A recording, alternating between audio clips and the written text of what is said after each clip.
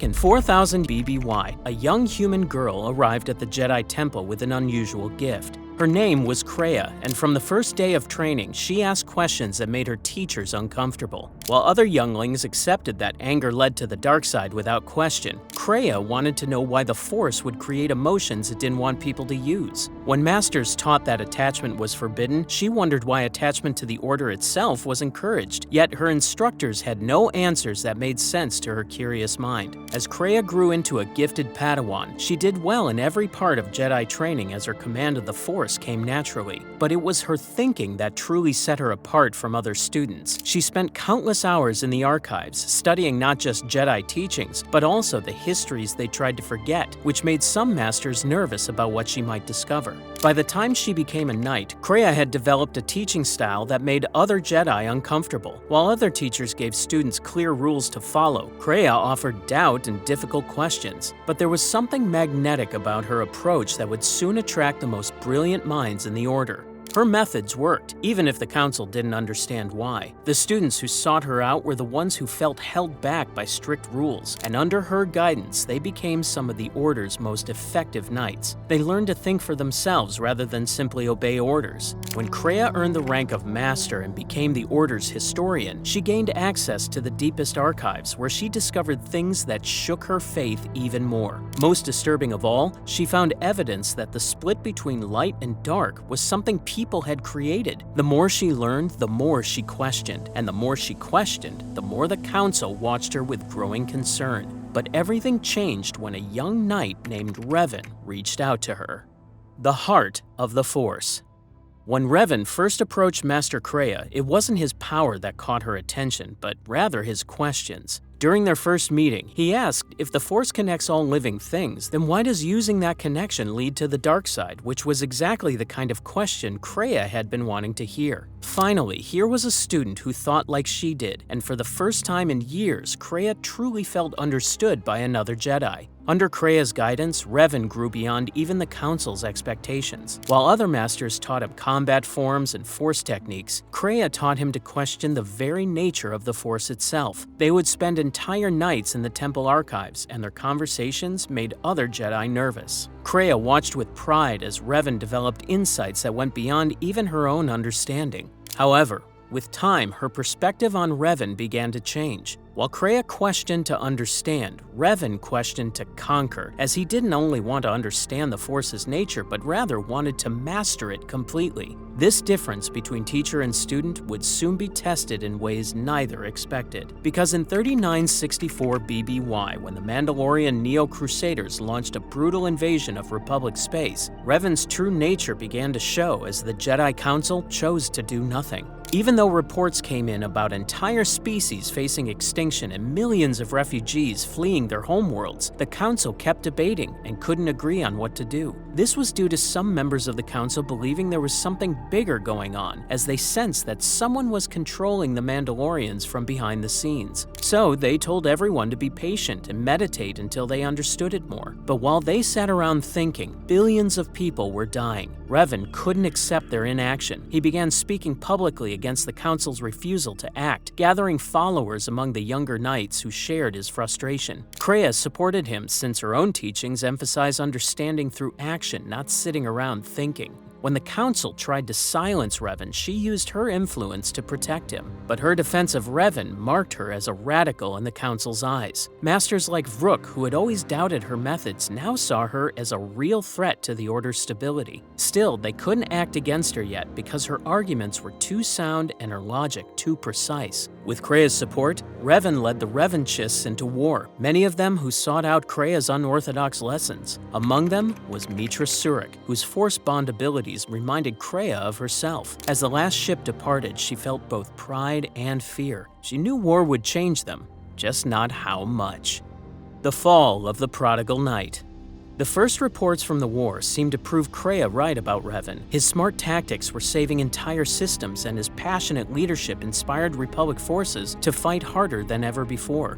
For a while, it really did look like he was proving that Jedi could be warriors without falling to darkness. But something was already changing in him that Kreia couldn't see from a distance. The first warning sign came from Sirocco, where the Mandalorians dropped nuclear weapons on civilian cities. The entire planet burned while Mitra Surik barely escaped with her life. However, when Kreia heard about Revan's reaction to this genocide, she felt a chill run down her spine. But this wouldn't be the last time Revan's logic would lead him somewhere terrifying. More disturbing reports followed as Revan ordered increasingly ruthless tactics, sacrificing whole units to achieve strategic goals. He stopped seeing people as individuals, but as numbers in his equations for victory. The massacre at Malachor V destroyed any illusions Kreia still had about what her student had become. She had heard about this new weapon called the Mass Shadow Generator that could crush entire fleets with artificial gravity wells. It was built under Revan's orders by the engineer Bao Dur. Everyone knew that activating it would kill half the Republic fleet along with the Mandalorians. It was a trade that no true Jedi would ever make. But when General Mitra Surik finally gave the order to fire,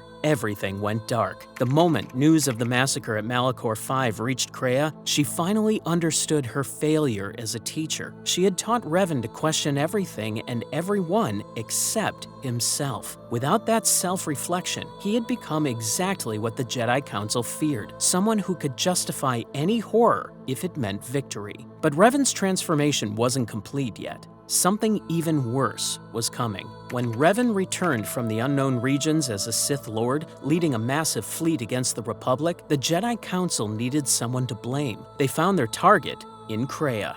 The trial was a mockery of justice from the start. Master Vrook led the attack, spitting the words as he accused her of poisoning their students' minds, claiming that every Jedi who fell to darkness had once been her student. Kreia argued that the council feared the very questions her students dared to ask, but her fate was already sealed. The council stripped her of her rank and lightsaber in front of everyone. As Kreia left the council chambers for the last time, holding her empty lightsaber, she understood something important. The Jedi were just as scared of the truth as the Sith were. She suddenly saw that the Order cared more about following rules than being honest. They wanted everyone to think the same way instead of really understanding things. The Council's decision proved what Kreia was already starting to believe. They kicked her out for the same reason they let the galaxy burn, because facing hard truths scared them more than any Sith Lord ever could. Now alone and nowhere to go, Kreia started on a journey that would show her truths worse than anything she could imagine. But first, she needed to survive, and that meant finding a new reason to live, since being a Jedi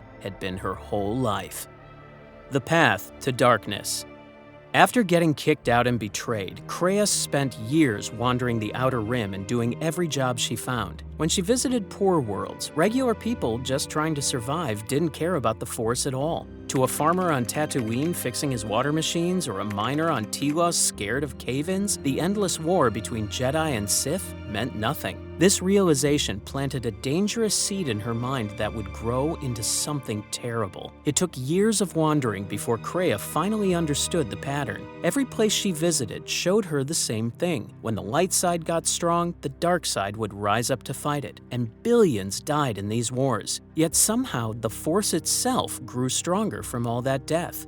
The Jedi and Sith weren't enemies at all, but instead they were both prisoners in the same jail, with the Force keeping them locked up forever. She heard rumors about forbidden knowledge on Malachor V, because while Revan's superweapon had destroyed this planet, somehow Trayus Academy still stood in the middle of all that destruction. It survived by feeding on death around it like a parasite. Kreia went into the academy alone, even though the dark side tried to break her mind. Thousands of years of evil had built up in that place, but instead of fighting it like a Jedi would, she decided to learn from it. The Academy's libraries held books that everyone wanted destroyed. One book said the Force feeds on war and gets stronger when people fight, while another claimed it didn't matter who won because the Force always gained power from conflict. These texts said the Force wasn't helping anyone, but actually making people fight each other so it could grow stronger. When Kreia understood this, she fell to her knees because her whole life had been a lie. Everything she'd done as a Jedi had actually helped the Force control people. She realized that life didn't serve the Force. Instead, the The Force used life like food. Right then, Kreia made her choice. She would fight the Force itself, so she turned to the dark side, not for power, but to learn how to destroy the Force forever. She took the name Darth Traya, Lord of Betrayal. The name fit perfectly because the Jedi had betrayed her. She would betray the Force, and she knew someone would betray her too, since that's how the dark side always worked. When word spread about the new Sith Lord at Traya's Academy, others came to find her. But these weren't normal Sith. They were broken people who should have died but didn't. Two strange beings approached Malachor, both empty holes in the Force. First came Darth Sion, the Lord of Pain, whose body was falling apart with broken bones, torn skin, and organs that didn't work. Yet he wouldn't die because his anger kept him alive. Then came Darth Nihilus, the Lord of Hunger, who had turned into something that ate Force energy just to survive another day. Kreia saw them as perfect weapons because they proved death could be beaten, and if death could be beaten, then maybe the Force could be beaten too. The three formed the Sith Triumvirate. Though Sion and Nihilus thought they were rebuilding the Sith Empire, Kreia had bigger plans. She would use them to destroy both Jedi and Sith, then kill the Force itself. First, she needed to teach them powers that would make them unstoppable, but that teaching would cost her everything. The Shadow War. The first Jedi Purge started quietly with secret killings rather than big battles. Kreia had learned from Revan's mistakes that open war just made the Jedi look like heroes, so she used fear to weaken them first. Her plan worked perfectly. Jedi started disappearing one by one as Sith assassins attacked without warning, trained to stay hidden until they struck. But these killers had more than one purpose. When trapped Jedi realized they might turn to the dark side, many made an extreme choice. They cut themselves off from the Force forever, choosing to lose their powers rather than become evil. This was exactly what Kreia wanted. Every Jedi who cut their Force connection proved her theory that people could live without the Force, and each one who made this choice brought her closer to her ultimate goal. Within 5 years, the Jedi Order was dead. The Jedi Temple stood empty and dusty. The Council members were all dead, and the few Jedi still alive were hiding all over the galaxy. They wouldn't use the Force at all because they knew it would help the assassins find them. But Kreia was more interested in something that happened during the Mandalorian Wars. Back then, Jedi General Mitra Surik gave the order to fire the mass shadow generator. The weapon should have killed her, but she survived by cutting herself off from the Force without even trying. Surik had become a blank spot where the Force couldn't reach. The Jedi Council got so scared of what she was that they kicked her out immediately. While they saw danger, Kreia saw hope. Surik proved that people could live without the Force. Kreia studied everything about Surik and found something important. If Kreia played this right, she could use Surik's ability to cut everyone in the galaxy off from the Force, spreading it from person to person. Nihilus had gone completely crazy with hunger. He was eating entire planets just to stay alive for another week, and when he attacked Qatar, he killed all the Jedi there in minutes. Every plant, animal, and person on the planet died too, except for one, a woman named Visas Mar, who he kept as a slave. Kreia had taught him how to drain life like this, but she never thought he'd use it without thinking. Sion was just as bad in a different way. Since pain and anger kept him alive, nothing scared him anymore. Both of her students had decided that her careful planning was weak, and that real Sith only needed raw power. They betrayed her right when she expected them to. While Kreia sat meditating in the Traya's core, they attacked her together. Nihilus used the Force to throw her against the walls over and over. Then Sion stepped in and beat her with his fists. Sion told her that her weakness had been holding the Sith back as they needed strength to win, not smart plans and fancy words. They ended it by cutting her off from the Force, taking away all her power, but leaving her alive. Kreia didn't get angry though. She'd been waiting for this to happen. She knew Mitra Surik would return soon, and her betrayal was actually part of the plan. Her body was badly hurt, but her mind stayed sharp as the final phase could begin. The manipulators return. Mitra Surik came back 3951 BBY to find everything changed. The Republic was dying, the Jedi were gone, and the Sith ruled from the shadows. Master Atris had been tracking the exile for years while studying Sith books. She'd turned evil but still thought she was good, so she spread rumors about Surik's location to draw out the Sith. The plan worked too well when Darth Traya attacked the ship carrying Surik. This was exactly what Kreia had been waiting for. She used the chaos of Sion's attack to sneak aboard the ship, where she found Surik unconscious in the medical bay. After dragging her to the Ebon Hawk and escaping into hyperspace, something unexpected happened between the two women. Because both women were cut off from the Force in different ways, they formed a strange new connection. They could feel each other's pain and hear each other's thoughts, something that had never happened before. As soon as Kreia felt this bond, she knew it was exactly what she needed for her plan. Their damaged ship barely reached Paragus mining station before the engines died. Once they landed, Kreia decided to hide who she really was and pretended to just be a helpful old woman. But they quickly discovered the whole station was a death trap. The mining droids had malfunctioned and murdered all the workers, leaving bodies everywhere. Kreia and Surik found a smuggler named Atten Rand, who was somehow still alive, and the three of them fought their way through the station together. They almost made it to safety when Darth Traya showed up. He had come to finish killing Surik, just like he had tried to do on her ship.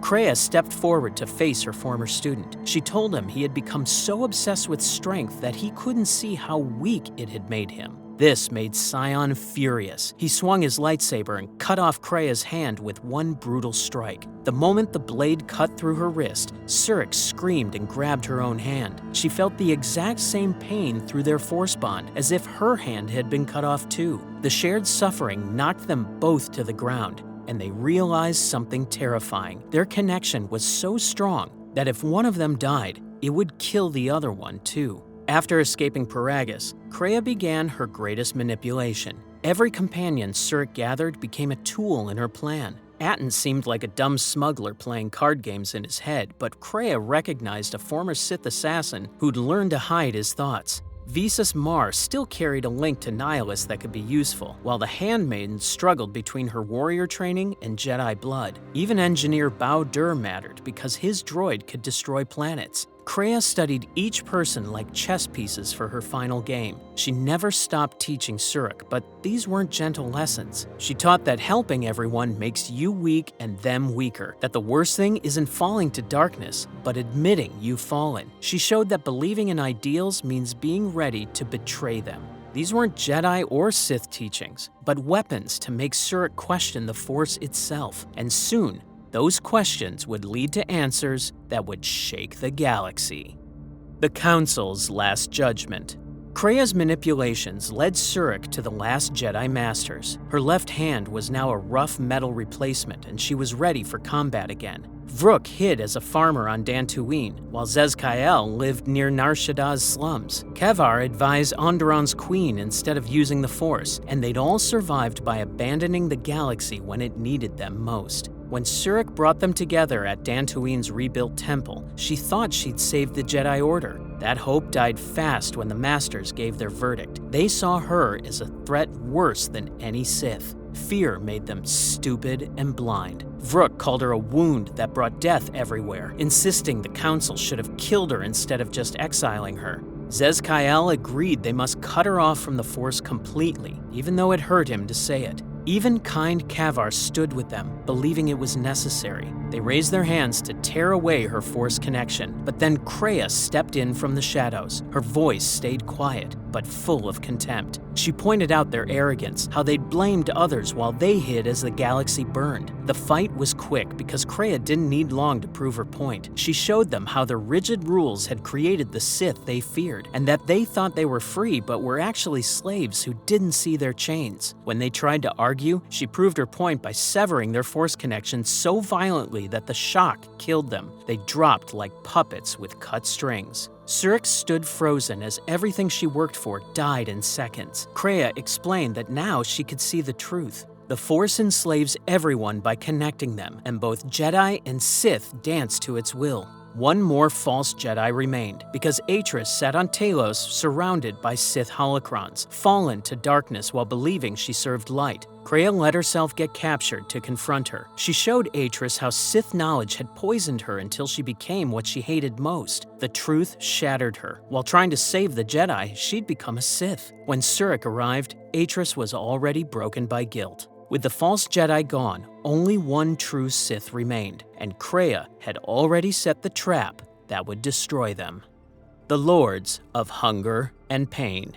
Kreia leaked false information about a Jedi Academy on Talos. To Nihilus, starving for Force energy, it sounded like a feast he couldn't resist. His ship, the Ravager, came to Talos ready to feed. The vessel was falling apart, but held together only by his will. Yet instead of helpless Jedi, he found Surik and her allies waiting. Walking through the Ravager was like living a nightmare. The air tasted like death while the crew moved in silence because they were already corpses controlled by Nihilus. When Surik reached him, she understood why everyone feared this creature. Nihilus couldn't speak anymore because his hunger had eaten everything human. Nothing remained behind his mask except darkness and endless need. Just a hole that required Force energy to exist. He tried to drain Surik like thousands before her, but for the first time, it didn't work. She was empty like him, with nothing to consume, and the shock stunned him long enough for Visas to strike. When she tore off his mask and revealed nothing underneath, Nihilus vanished like smoke. His ship began breaking apart immediately. Only Sion remained at Traya's Academy on Malachor.